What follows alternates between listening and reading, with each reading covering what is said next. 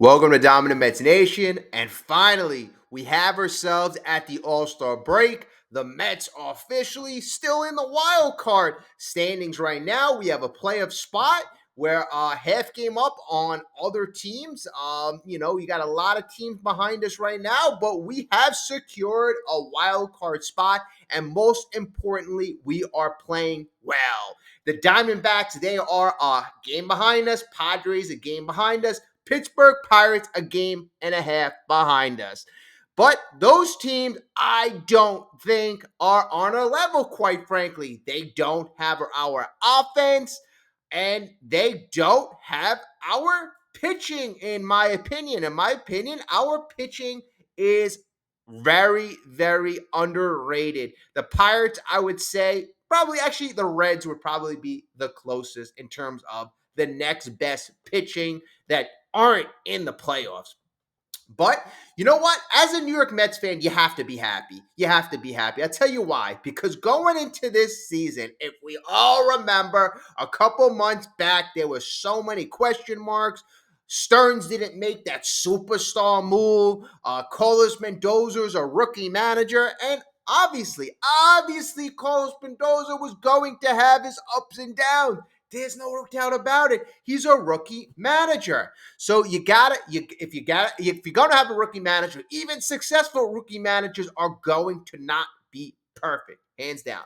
Okay, so we know his handling of the bullpen has been suspect, but quite frankly, the bullpen hasn't been great. So yeah, okay, you got to rely a little more on the starters. The starters have really stepped up in the last couple weeks, but at the end of the day, there's only a certain amount of innings that these guys in this day of analytics are slotted to throw.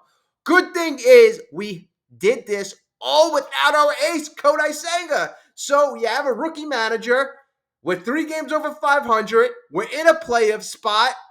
You don't have our ace. Kodai Senga didn't pitch 1 inning in the first half of this season, so he is coming back. You didn't have Jaden Martinez for almost 2 months. You had a lot of guys on this team slump. In the last 6 weeks is when our team really came on. That's when our offense started flowing. So it's not even like we've had a full 3 months of playing well. We've only really been focused in playing at that higher level, at a really high level for the last 6 weeks. So that's where I'm really happy with where we are right now, because it's the sky's the limit, really. If we continue this trajectory, I predicted we will win 86 games in the beginning of the year. I also said our ceiling is 95 games. What's going to get us to that ceiling? Obviously, securing and optimizing our bullpen. Our bullpen is a huge opportunity.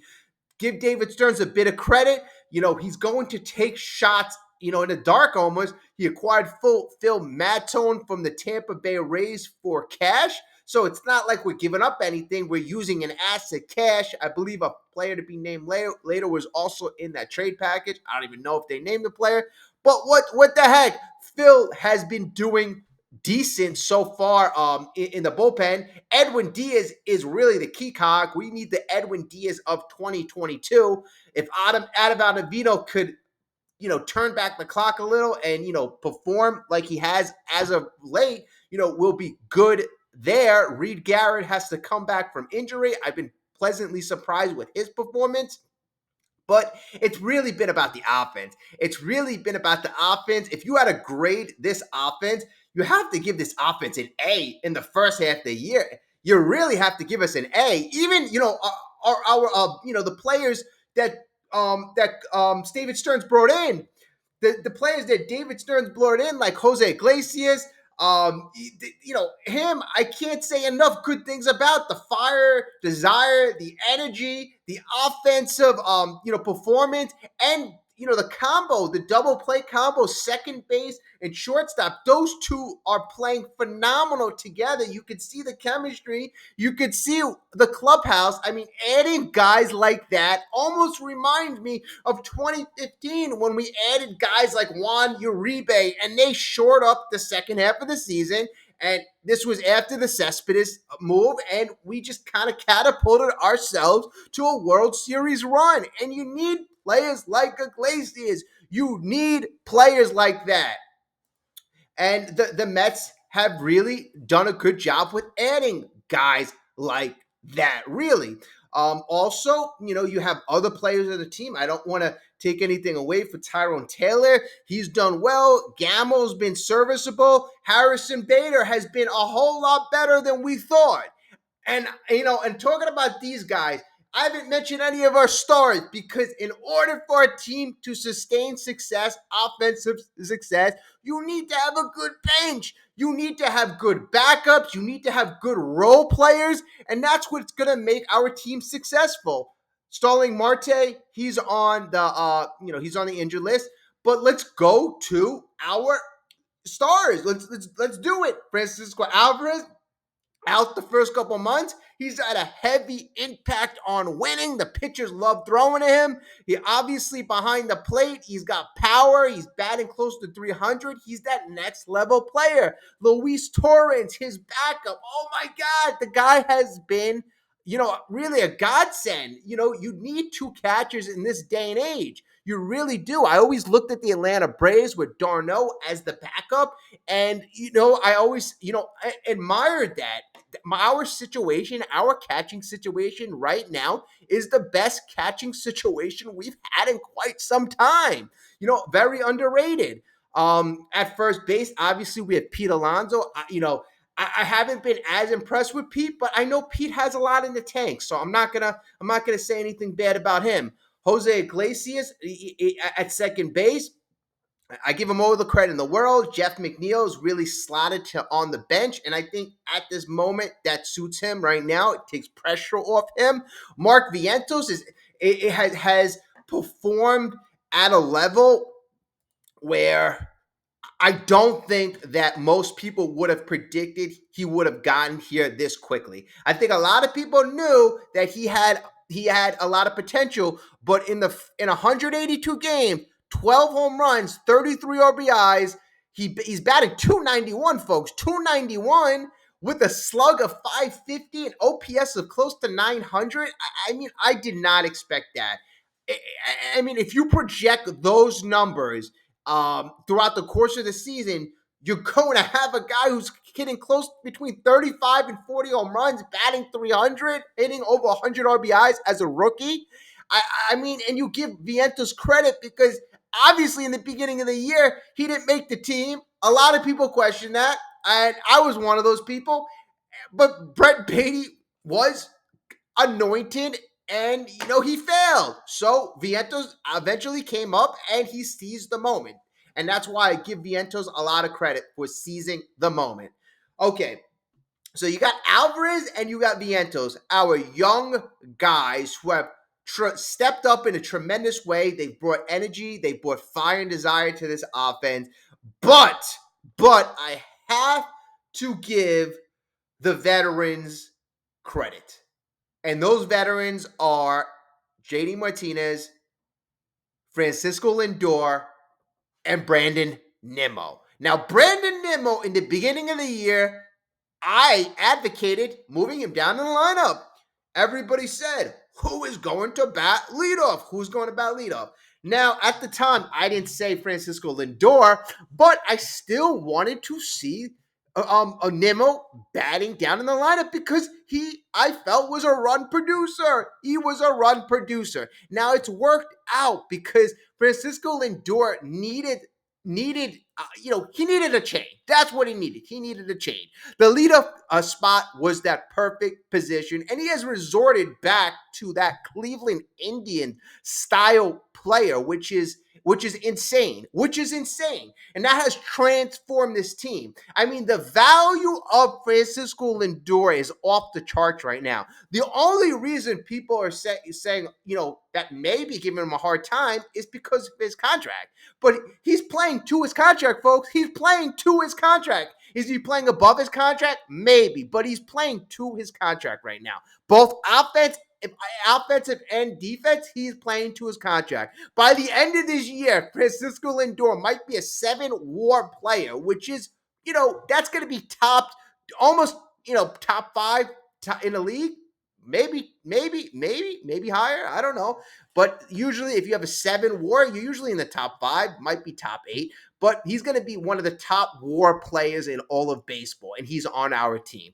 Now, Brandon Nimmo, going back to Nimmo, I got to say he has really, I don't want to say transformed his game because we saw the power coming on last year, but now with the run producing and coming through in the clutch, he's going to be a high WAR player. He's playing well defensively and offensively, and he's got a very manageable contract. So in terms of value players, he has, in my opinion, he has the most value right now on the team. Low paid value player, 31 years old, doing what he's doing. He's going to hit 30 home runs. He's going to have an OPS, close. I'll say close to 400. I know he's around 370 right now. Batting over 100 runs batted in. And I just got to give him all the credit in the world. Got to give him all the credit. And JD Martinez has been that consistent professional cog in the middle of the lineup. It's like he's the guy who's holding everything together. Simple as that, folks. He's holding everything together. Okay, so I give an A to our offense for the first half of the year. What do you think about that? We're an A, in my opinion. We're an A. If I have to go to our starting rotation, and we're not going to go too much into it, but in the last couple of weeks, we've really elevated our performance. We're really, shockingly, David Peterson is resorting back to the David Peterson I thought he could have been last year. Sean Manaea, Luis Severino, Jose Quintana, these guys are eating up innings. These guys are keeping us in games, and we don't have Kodai Senga. So if I had to grade the starting rotation, I would have to give us a B plus. Christian Scott coming on as of late. The last 2 or 3 games have been a lot better.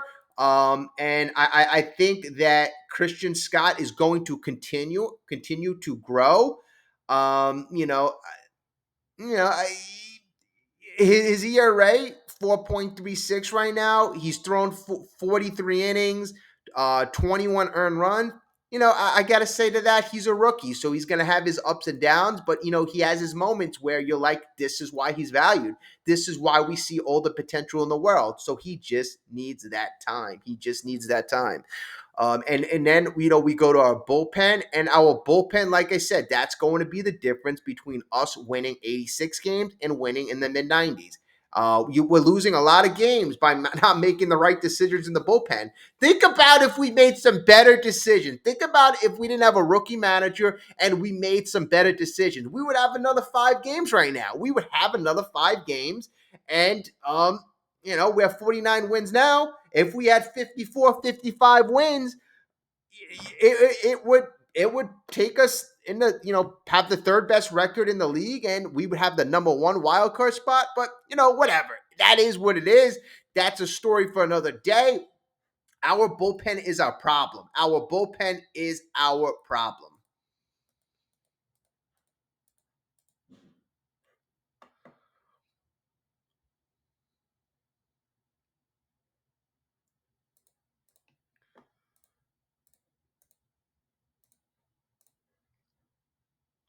Now, the other day, we saw a trade outline, and I don't know where the heck this came from. Definitely came from somebody from the Astros. It was Pete Alonso and Luis Severino going to the Astros.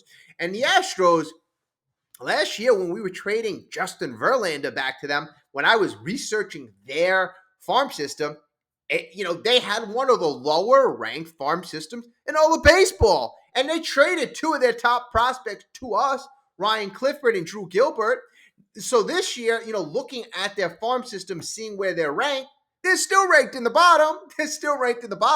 So now, you see this rumor about 2 guys potentially, rumored to go. And I got to say that is a rumor probably generated by, an Astros, somebody advocating for the Astros, because there's no way that the Mets could trade one of their top starters and Pete Alonso in the middle of a pennant race. There is no way, no way, no way. I mean, that would be silly, silly. The only way you would think about doing that if for two reasons. You think about doing that because Severino could be a free agent and Pete Alonso could be a free agent. And the only way you think about that is if you be getting steals, like top prospects. You'd have to get top prospects because Pete Alonso is the best bat on the free agent on the trade market, and Luis Severino is one of the top pitching options. And if you package that in one deal,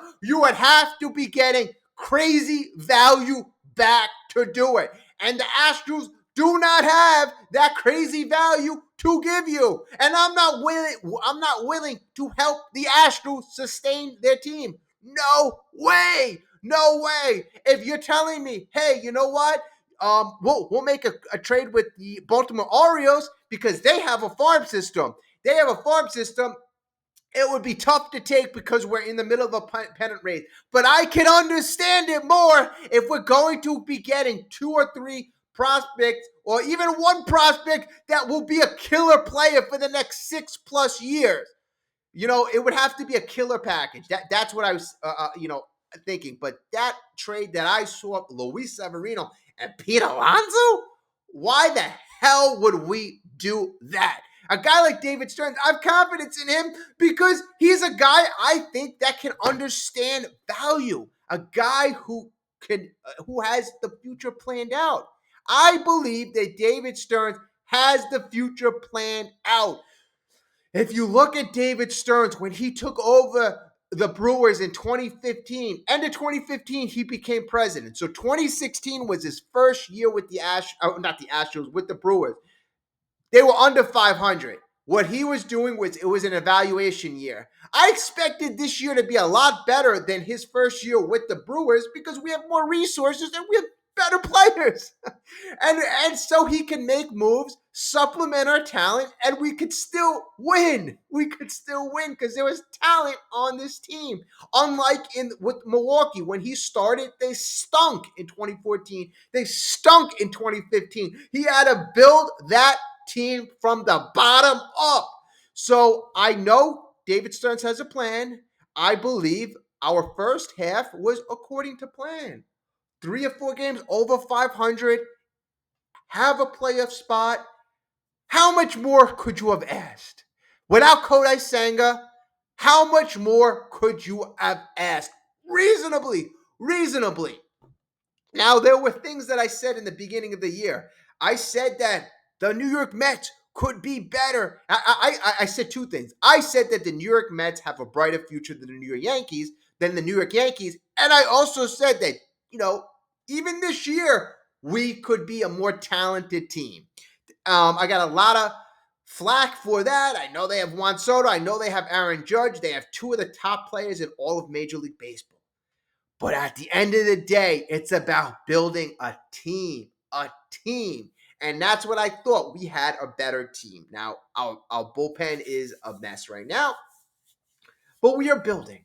We are still building. And we have Edwin Diaz, who has talent, and if you really think of it, he had a serious injury last year. It was going to take a couple months for him to get back to that level. So, he hasn't been back to the level that we know he can pitch to. And I'm going to be a little more patient with Edwin. I'm going to be a little bit more patient. I'm going to see the moves that David Stearns brings in because at this end of the day, we have to buy. That's going to be my thing right now. You got to be in it to win it. And right now we are in it, folks. We are in it. We are in it right now. So, okay. So that's my assessment of the first half of the year. So I got to give our offense an A. I'll give our pitching a B+. I'll give our bullpen a D-, and I'll give Mendoza a C+. I'll give him because I give him really for bringing this team together, creating a culture. Maybe I should be giving him a B-. Thinking maybe I should be giving him a B-. I just feel that a couple moves, easy moves, we could have won a couple more games. So maybe it's more fair to give him a B-. Okay, so we'll give him a B-, and that's it. And then, last but not least, I just want to say, I know there was a lot of, craziness going on. Obviously in this world, we had a lot of crazy stuff going on. We had the Trump attempted assassination. And no matter what your political beliefs, I don't think any of us would really advocate, shooting anybody. So, we wish, anybody who was hurt, wish them well. And obviously one person died. So, we wish their family well. That's not what we want. So that was a big story. Just wanted a quick comment. I know it's not a political show. All right. Well, thank you so much. Let's go Mets.